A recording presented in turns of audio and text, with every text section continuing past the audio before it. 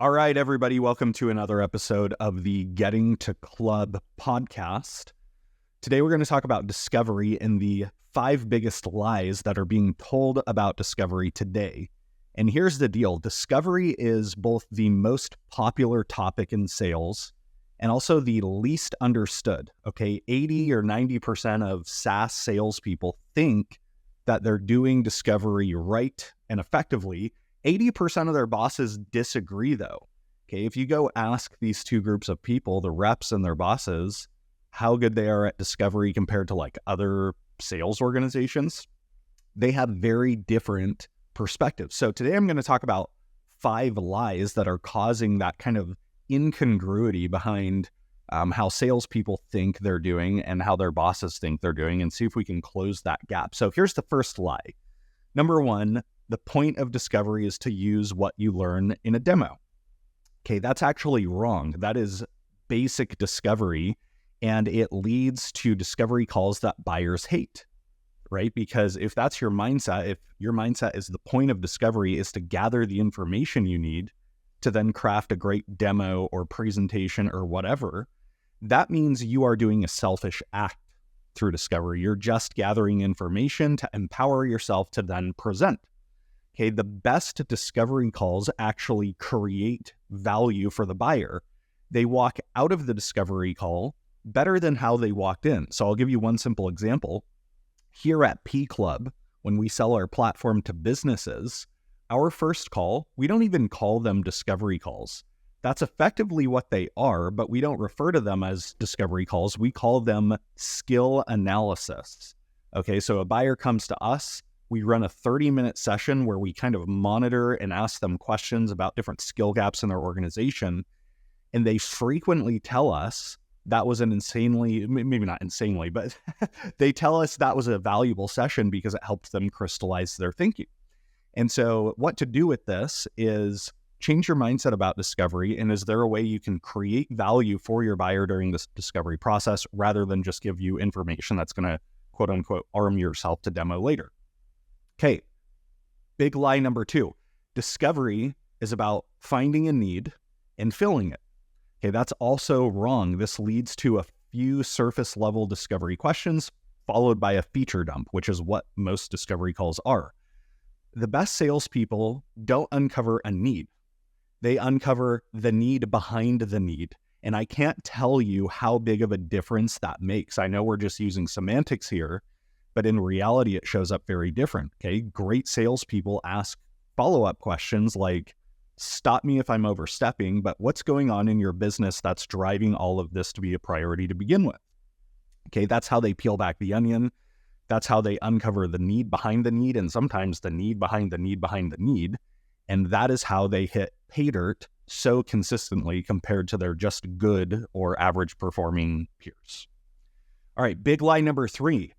Don't show the demo on the first call. Okay, that's also wrong. Now, I'm not saying you have to show the product on the first call. In fact, I personally rarely do, but that's a function of my unique sales process and my company's unique sales process. But forcing your buyers through a rigid sales process where you refuse to show them anything on the first call, despite the fact that maybe they want to see it, that's a great way to just send them off to your competitors. Okay, so here's a little known secret. You can craft what I call teaser demos on the first call that actually open the discovery process even more. You're not showing too much, you're not showing too little. You're just showing a couple things based on what you know about them that gets their mind spinning a little bit in a good way. Okay, that gets your buyer thinking and therefore talking. You can use teaser demos to facilitate discovery, right? Demoing on the first call, now that you know that, is not the antithesis of discovery. The two can be happily married together. Okay, big lie number 4. You have to find personal impact. Now, I'm not opposed to you asking questions that have the intent to find personal impact, right? But I'll say 2 things about this. Number 1, it's easy to misuse this. So most salespeople ask really cheesy questions when they try to do this, like, so how does this impact you personally? Right? And it's not that buyers hate that kind of question. It's that people hate that kind of question.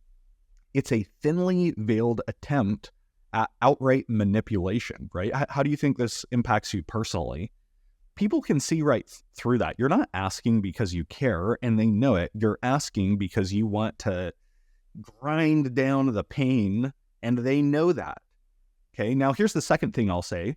At the time of this recording, about, less than a year of selling P Club to businesses, our online learning platform, I've closed over 50 deals myself. And exactly zero of them involved me asking about personal impact at some point during the sales process. Now, that's not to say personal impact wasn't there. It probably was. It was probably sitting underneath the surface. But business impact was enough. And I just never asked about personal impact because the people cared about the business impact. It was a business impact that they as an individual cared about. And it's pretty easy to connect the dots about how that impacts you personally if you're a buyer. So I never asked, and yet the money is in the bank. So just keep that in mind. Okay, big lie number 5 and the last one. Discovery is the first and most important stage in the sales process. Okay, that's a lie because discovery, despite what shows up in your CRM, is not a stage in the sales process. Okay, that kind of thinking leads to checklist style discovery calls that feel like an interrogation rather than a conversation because you're trying to get all the exit criteria or things you need to get out of this discovery before you move on to the next stage in your CRM or sales process or whatever. Now, the right way to think about this is discovery is a process, not an event. Okay, discovery is a process, not an event, and you should give yourself permission to not cram everything into the first call with a new opportunity. Okay, come back on the second call or even third call with a few key questions that maybe you didn't have time for. It's okay if you don't do every single thing that you're supposed to do according to the textbooks. Trust me, you're going to be fine.